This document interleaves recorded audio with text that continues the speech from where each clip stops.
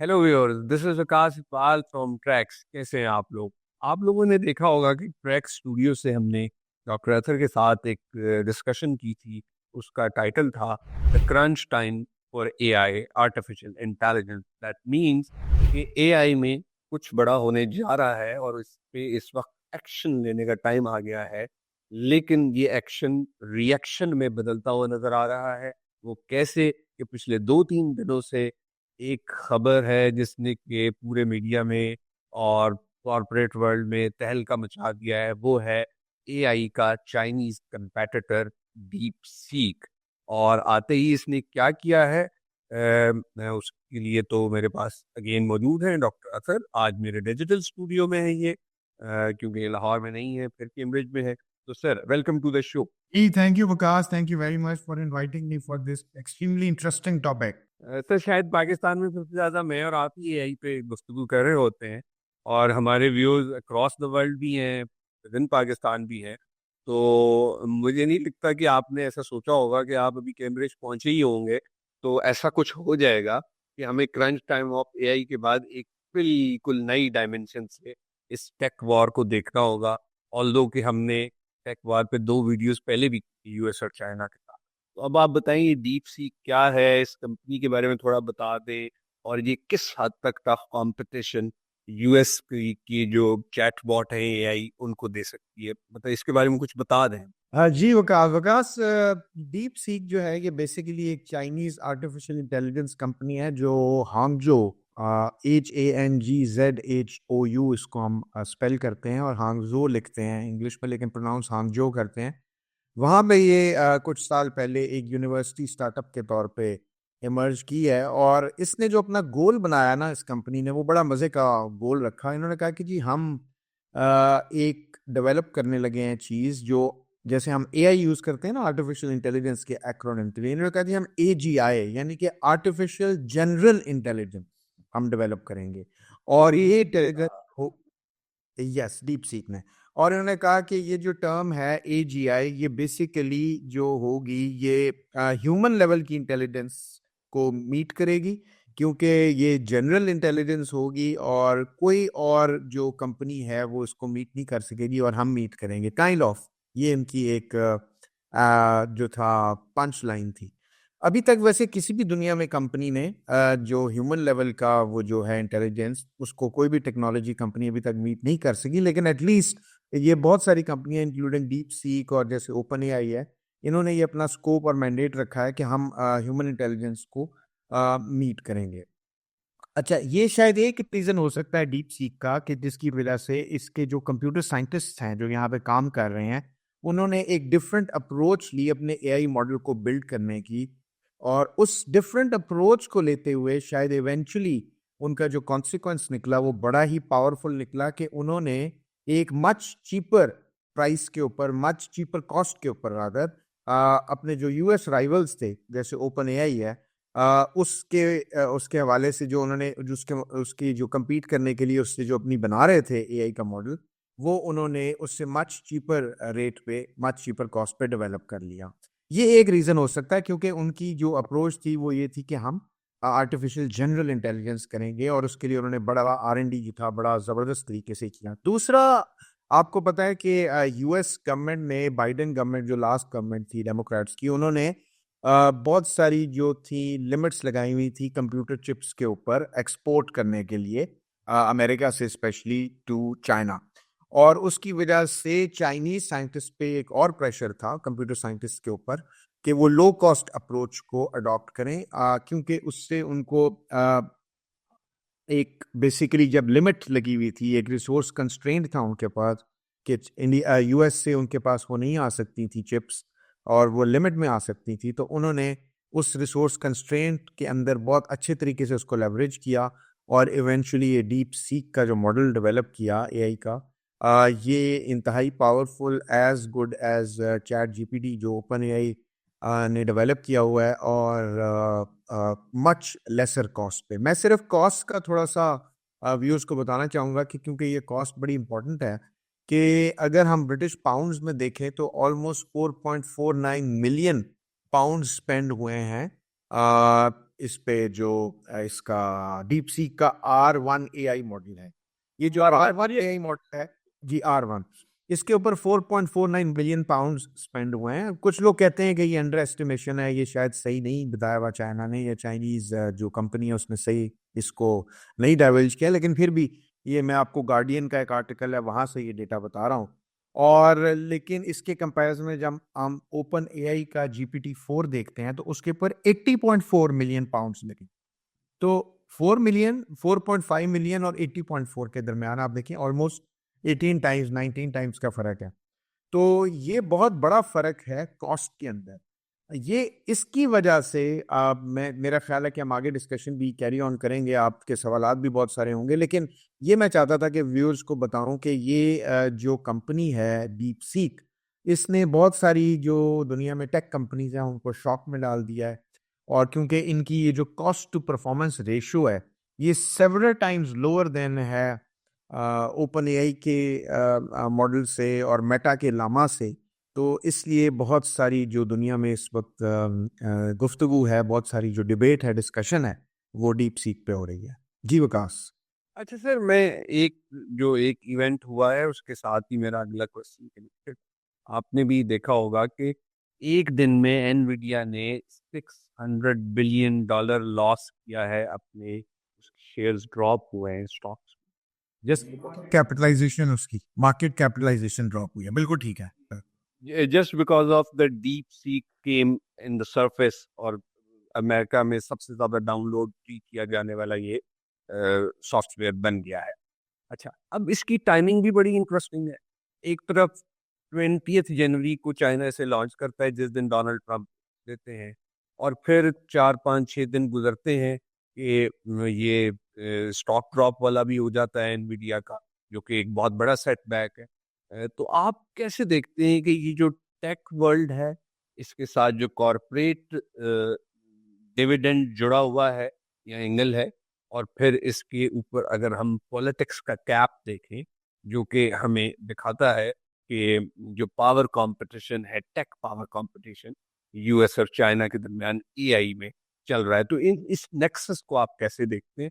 Kindly इसे explain कर दें, और स्टॉक ड्रॉप अचानक होना थोड़ा इसे भी एक्सप्लेन। जी। अच्छा विकास, देखें ये बड़ा आपने एग्जॉस्टिव क्वेश्चन किया, तो मैं इसको ना step by step break down करूंगा और आंसर करने की कोशिश करूंगा। देखिए सबसे पहले तो जो आपने बात की एनवीडिया की, और सिर्फ एनवीडिया नहीं, बहुत सारी जो अमेरिकन टेक कंपनीज हैं सिलिकॉन वैली में, उनके शेयर जो हैं वो बुरे तरीके से उनकी जो मार्केट कैपिटलाइजेशन है वो बुरे तरीके से गिरी है। एनवीडिया तो एक है, क्योंकि एनवीडिया सबसे बड़ा बेनिफिशियरी है एआई की जो ये रेस है, और एआई की जो ह्यूमन जो एंडेवर है एआई को एनहांस और इम्प्रूव और ऑगमेंट करने का। क्योंकि एनवीडिया, अगर आपको पता हो कि एनवीडिया जो कंपनी है ये स्टार्ट हुई थी गेम के डेवलप करते थे, ये गेम के लिए बेसिकली जो पॉपुलर थी, ये गेम्स की डेवलप करनी थी, ग्राफिक जो कार्ड्स होते थे वो गेम्स के डेवलप करते थे। और अब ये इस वक्त जो एक पूरी एक दुनिया में एक एआई का एक वो वेव चली हुई है, उसके अंदर ये जो थे उसके डोमिनेंट मेकर ऑफ चिप्स हैं। तो इसलिए एनवीडिया को सबसे ज्यादा हिट हुआ है, because billions of dollars have been pumped into AI R&D और एआई की जो, बल्कि hundreds of billions of dollars. और ये hundreds of billion of dollars एक दो दिन में वाइप आउट भी हो गए स्टॉक्स के अंदर से, क्योंकि ये जो प्रॉमिस था वेस्ट की कंपनीज का, specially US based silicon valley की जो कंपनीज हैं, उनका था कि वो कंप्यूटिंग इंफ्रास्ट्रक्चर में और जो एनर्जी सोर्सेज नीडेड हैं इनको, और वो जो आर्टिफिशियल इंटेलिजेंस की जो पीक है उसको अचीव करने के लिए hundreds of billions of dollars और पंप करेंगे। लेकिन जब ये इन्होंने फ्रैक्शन ऑफ अ कॉस्ट पे डीप सीक ने अपना एआई लॉन्च कर दिया, ये R1, तो उसकी वजह से हिट तो होना था। तो जो कॉर्पोरेट वर्ल्ड है वो बड़ा रूथलेस वर्ल्ड है, वहां पे जो इन्वेस्टर्स हैं वो बड़े क्लोजली देख रहे होते हैं अपनी रिस्क्स को, अपनी ग्रोथ को। और ये जो 17% जब जब उन्होंने निकाला पैसा वहां से कि ये भाई जब वो स्केप्टिकल हो गए कि इतना पैसा लगा के, अगर उससे इतनी कम पैसा लगा के वैसी चीज बनाई जा सकती है, तो उनका स्केप्टिसिज्म और उनका जो रिस्क अवर्जन थी वो बढ़ गई। और इसकी वजह से एनवीडिया की 17% प्लंजिंग हुई, जो मार्केट वैल्यू है उसके अंदर। अच्छा, दूसरा जो था, अगर आप देखें सिर्फ एनवीडिया का नहीं, बल्कि अगर आप नैस्डैक का कंपोजिट इंडेक्स जो टेक हैवी होता है उसको देखें, तो वो भी 3.1% उसमें डिप आई। इसके अलावा स्टैंडर्ड S&P का जो 500 इंडेक्स होता है वो 1.5% डिक्लाइन किया, माइक्रोसॉफ्ट 2.1% डिक्लाइन किया। और सिर्फ ये जो थी ट्रेडिशनल टेक नेम्स में नहीं बल्कि डिक्लाइन हुआ, बल्कि सीमेंस एनर्जी जो इलेक्ट्रिकल हार्डवेयर सप्लाई करता है एआई इंफ्रास्ट्रक्चर का, वो 20% प्लंज किया। श्नाइडर इलेक्ट्रिक है, French maker of electrical power products, वो 9.5% किया। और जो ट्रेडर्स थे, इन्वेस्टर्स थे, उन्होंने अपनी जो कम वाली रिस्क वाली जगह थी उधर अपना जो शेयर्स जो थे उनको रीअलोकेट किया। फॉर एग्जांपल, कम रिस्क वाली कंपनियों में कोका कोला एक नाम है, जनरल मिल्स है, हर्शी है, एप्पल इवन है। एप्पल को भी आपको पता है एप्पल का उस तरह की एआई की रेस में नहीं है एप्पल, और वो अपने आप को उसने लेस एक्सपोज रखा हुआ है एज ऑफ टुडे। तो एप्पल ने बल्कि गेन किया है 3.3%। जॉनसन एंड जॉनसन एक कंज्यूमर प्रोडक्ट्स की कंपनी है, उसने गेन किया। तो अगर कॉर्पोरेट की हम आ जाए, सुनी, कोका कोला ने भी आई थिंक गेम किया। जी कोका कोला ने भी गेन किया। I don't have exact figures with me, but Coca Cola ने भी, लेकिन एप्पल ने तो क्लियरली 3.3% गेन किया। तो कॉर्पोरेट वर्ल्ड की तो ये बात है जो आपको थोड़ी सी मैं चाहता था कि एक्सप्लेन कर दूं। साथ ही साथ आपने सवाल किया था, जो आपकी दूसरी एंगल था वो था पॉलिटिक्स का, राइट? ऐसे ही था ना? जी सर। जी। अब देखें, ट्रम्प ने, आपको पता, ट्रेड वॉर का कॉन्सेप्ट जो था, ट्रम्प ने बहुत उसको हैवीली उस पर डिपेंड किया, और बहुत ज़्यादा अमेरिकन जो थे बेशक डिवाइडेड हुए ट्रम्प के पिछले दौर में, लेकिन ट्रेड वॉर में वो यूनाइटेड थे।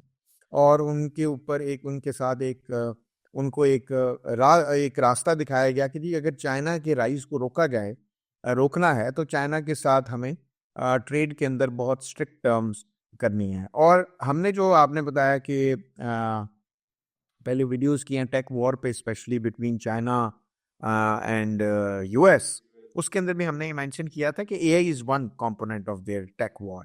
क्वांटम एक और है, क्वांटम जो टेक्नोलॉजीज हैं उनके ऊपर भी इनकी बहुत सारी वॉर होनी है। और चाइना इसको क्वांटम टेक्नोलॉजीज में ऑलमोस्ट $15 बिलियन खर्च कर रहा है, which is much more than US.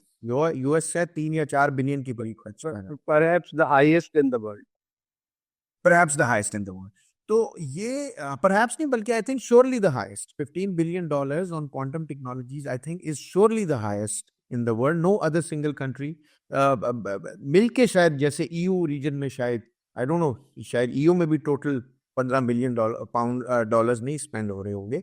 तो ये जो चाइना का राइज है, इसके ऊपर एक किताब बड़ी इंपॉर्टेंट है, किशोर महबूबानी ने लिखी है, हैज चाइना वन।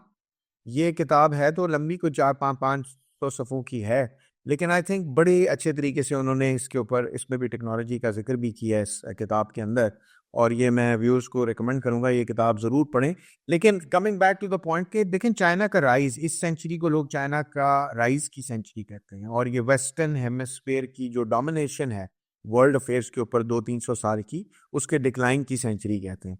तो this is one I think signal कि अगर आप रिसोर्स कंस्ट्रेंट्स के, आप पे एचआर का भी कंस्ट्रेंट हो, आप पे मतलब मोबिलिटी, आपको पता है चाइना में तो लोग इस तरह नहीं जाते ना बाहर से। वेस्ट में तो लोग अभी भी अट्रैक्ट होते हैं, यूएस में लोग माइग्रेट करते हैं, यूके आते हैं, यूईयू में जाते हैं, कनाडा जाते हैं, लेकिन चाइना में उस तरह इमिग्रेंट्स तो नहीं है। और फिर आपके ऊपर चिप्स की भी लगाई गई हो पाबंदियाँ, आपके ऊपर और भी बहुत सारी पाबंदियाँ हों, और फिर आप ऐसी चीज़ निकाल दें कि जो आप ज़्यादा अच्छा व्यूअर्स को एक्सप्लेन करेंगे कि स्पटनिक मोमेंट भी कहते हैं ना इसको, अमेरिका के लिए, ये जो डीप सीक लॉन्च हुआ है। तो ये दूसरा। और तीसरा देखें, इकोनॉमिकली जो तीसरी डायमेंशन है, कॉर्पोरेट वर्ल्ड का तो इफेक्ट शो होना ही था, क्योंकि बिग टेक कंपनीज हैं ही यूएस में, और स्पेशली सिलिकॉन वैली में। और पॉलिटिकल, मैंने आपको बता दिया, China wants to show to the world के क्योंकि इकोनॉमिक, पॉलिटिकल इकोनॉमी का पार्ट है ना, तो पॉलिटिक्स और इकोनॉमिक्स बड़े जुड़े होते हैं। और इकोनॉमिकली जो कंट्रीज अमूमन फ्लरिश करती हैं, उनकी पॉलिटिक्स भी स्ट्रांग होती है, उनकी मिलिट्री भी स्ट्रांग होती है। इवेंचुअली इकोनॉमीज़ की जंग है, और इकोनॉमीज़ में भी देखें अब चाइना इस तरह की चीज़ें टेक्नोलॉजी के अंदर, जैसे क्वांटम की हमने जिक्र कर दिया, एआई का छोटी सी वीडियो में हम और चीज़ें शायद इतनी लंबी नहीं डिस्कस कर सकेंगे, लेकिन this is eventually going to boost China's economy. Investors वहाँ पे जाएंगे और लोग वहाँ पे इन्वेस्टमेंट के लिए रेडी होंगे। जी विकास। सर आपने बहुत अच्छा एक्सप्लेन किया। मैं इसको बस सम अप करते हुए वो स्पुतनिक मूवमेंट वाली बात थोड़ी सी एक्सप्लेन कर दूं पॉलिटिकल एंगल से।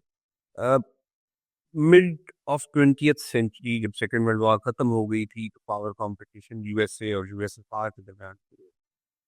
तो ऑब्वियसली जब पावर कंपटीशन होता है सुपर पावर्स में तो वो एक दूसरे को सरप्राइज देती हैं, कोई इनोवेटिव या चेकमेट ला के सामने। तो स्पुतनिक जो सैटेलाइट स्पुतनिक 1 के नाम से पहला ऑर्बिट में भेजा, वो सोवियत यूनियन यानी सोवियत रशिया ने भेजा था।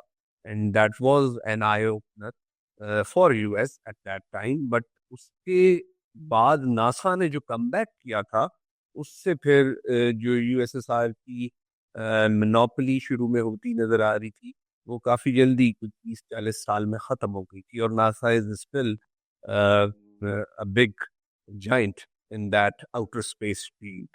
अच्छा, अब अगर हम चाइना को देखें तो जब प्रेसिडेंट बाइडेन इलेक्ट होके आए थे 2020 में तो चाइना ने उन्हें भी सरप्राइज दिया था। उन्हें सरप्राइज ये दिया था कि चाइना ने आसियान की समिट में एक ऐसा ट्रेड अलायंस सरफेस करके दिखाया था जिसमें जो बहुत क्लोज यूएस एलाइज हैं लाइक जापान, वो भी उसका हिस्सा थे। और चाइना ने बताया था कि 7 साल लगे थे इस ट्रेड अलायंस को फॉर्म करने में। वो फिर बाद में उतना प्रोएक्टिव तो नहीं रहा, यूएसए ने अपना इन्फ्लुएंस असर्ट किया, लेकिन बहरहाल ये एक चेकमेट था।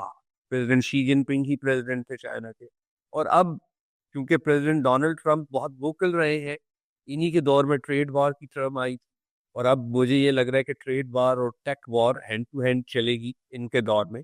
लेकिन अब ये है कि चाइना ने एक दफा फिर अपनी इस ट्रेडिशन को बरकरार रखा है और एक सरप्राइज दिया है नए आने वाले यूएस प्रेसिडेंट को, जिसकी प्लेट पहले ही फुल है with multiple international and regional political issues।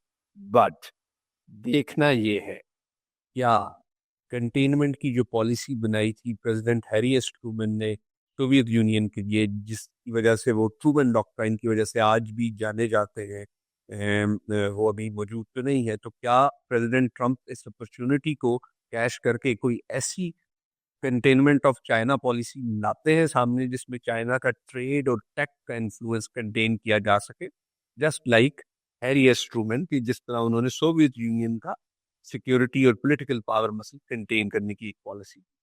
मेरे एंड से ये है।